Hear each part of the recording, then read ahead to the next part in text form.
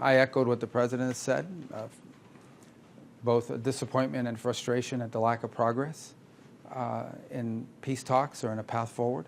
So we'll continue to engage. We shared some ideas and comments, which I'll take back to Washington as early as this evening in terms of calls and reflected, and perhaps there's something to build on there. So, but it was a frank conversation. It was an important one. We had it, and we talked about some other items as well and related to the war in Ukraine, but that was obviously the first and foremost topic that we discussed. And look, the President's been pretty clear. He's disappointed and frustrated that there's not been more flexibility on the Russian side to bring about an end to this conflict.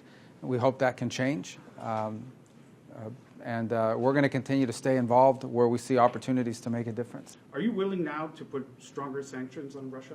Well, the President has said that that's an option that's available to him, both under existing authorities, but primarily if the Senate and the House can pass legislation that gives them the opportunity to do that. So we've been engaging with Congress on what that bill would look like.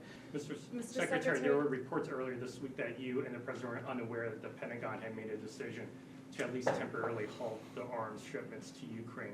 Were you, what's your take on that decision by the Pentagon, and what is your general take? Well, I think that decision's been, that decision unfortunately was mischaracterized. It was a pause pending review on a handful of specific type munitions. That, frankly, is something that is logical that you would do, especially after an extended engagement that we saw both in defense of Israel and in defense of our own bases. And so it was a very limited review of certain types of munitions to ensure that we had sufficient stockpiles.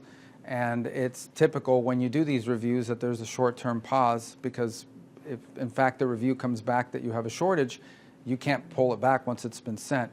But generally speaking, aid to Ukraine continues along the schedule that Congress appropriated. Which types were paused? Huh? Which types of weapons were paused? Largely defensive in nature. Some were offensive. But again, the ones that were expended in recent conflicts in the Middle East. And again, not because there is a shortage, but because it's prudent to look at it and say, okay, do we have enough of these in our stockpiles for all of our obligations around the world, both in defense of our bases in the Middle East, but also our obligations to our Indo-Pacific partners. One of the things that the Ukrainians need is more Patriot batteries. There are Patriot batteries available in multiple countries in Europe, yet no one wants to part with them. So I hope that'll change. If in fact that Ukraine is the priority that so many countries in Europe say it is, they should be willing to share batteries that right now they don't have a need to use. So hopefully we'll be able to convince some of our NATO partners to provide those Patriot batteries to Ukraine, because there are a number of countries that have them, but no one wants to part with what they have. So perhaps that'll change. That's important. It's important to note that since January of this year, as an example, just to give you on the Russian side, they've lost 100,000 soldiers, dead. Not injured, I'm talking about dead. And on the Ukrainian side, the numbers are less, but still very significant.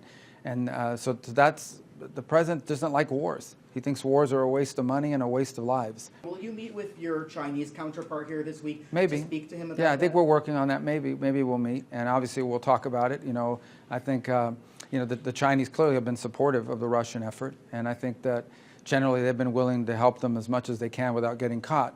But people in Europe and other parts of the world have noticed. But in the end, this peace, if it's possible and doable, will happen between Ukraine and Russia, and we are willing to do whatever we can to help bring it to an end. Well, we're hopeful. I mean, in the end, we're hoping they'll move to proximity talks. It appears that generally the terms have been agreed to, but obviously now you need to have talks about how you implement those terms. And I spoke to Steve Woodcock last night, and he's optimistic that proximity talks will begin fairly soon, expedited and facilitated by the Qataris and the Egyptians. And so, but we've seen talks fall apart in the past at that stage of proximity talks. So I think we're closer, and I think perhaps we're closer than we've been in quite a while, and we're hopeful. But we also recognize there are still some challenges in the way, and one of the fundamental challenges is Hamas's unwillingness to disarm, which would end this conflict immediately. If they just release the hostages, there shouldn't be a single hostage. There shouldn't be a single hostage body still left. If they release that and disarm, this would end.